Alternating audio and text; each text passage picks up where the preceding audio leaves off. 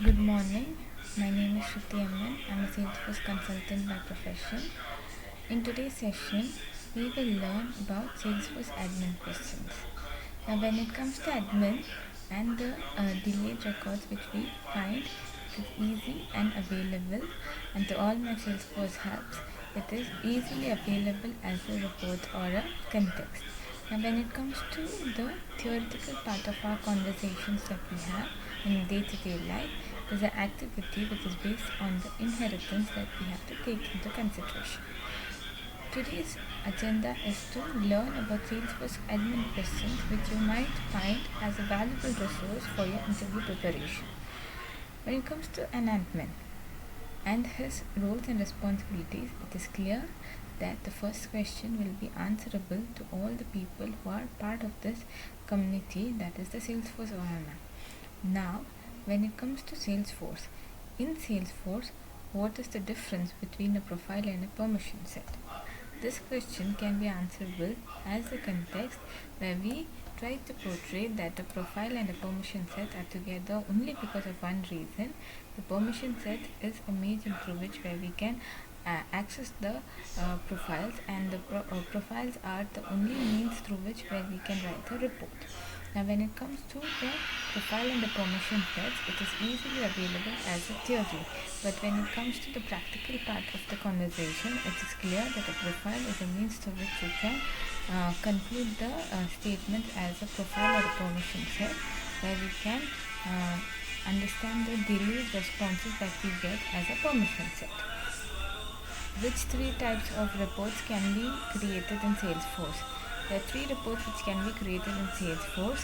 Those are the context reports, the tabular reports, and the concatenated reports. That means there are reports which are written and reports which are stored.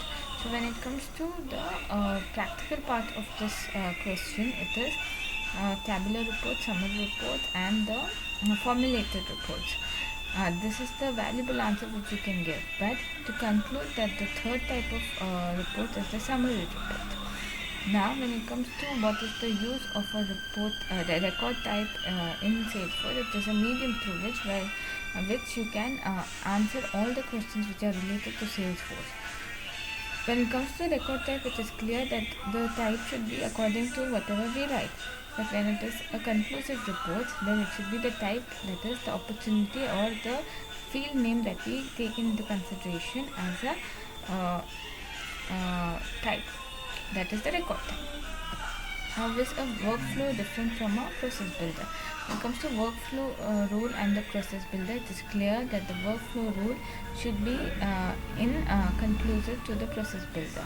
Whether the workflow rule is considered as a formulae or a process builder should be concluded as a process.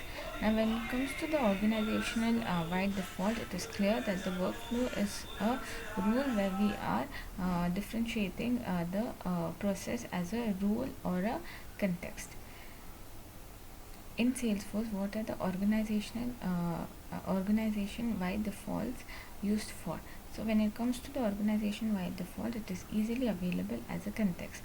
But when we write the review, that is private, public read only, public read write, or public read write or public read write. That means when we write the report or the context that we place it into, it is easily available as a report. Which field types cannot be controlling field in a dependent pick list? Now, when it comes to the field type which cannot be a conclusive or a conductive formulae, it is clear that the controlling field is the dependent pick list. When it comes to the types of or the field types, it should be clear that we are not controlling the dependent pick list, but we are trying to find ways of handling it. For example, when we conclude the dependent pick list as a formulae, then it is clearly advisable that the pick list should be according to the dependent pick list. What is the maximum number of lookups which are allowed per object?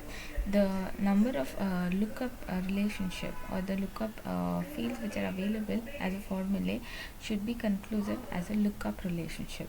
Now, when it comes to a lookup relationship, the number of lookup relationships vary, and this should be conclusive as a formulae, that is the maximum number of lookup relationship per object is 25.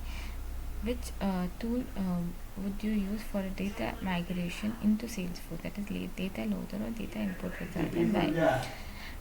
The tool which we use as a data migration into Salesforce is a data loader or the data input wizard, and we have to conclude this as a formulae where we can conduct the data migration as a Salesforce in web theory.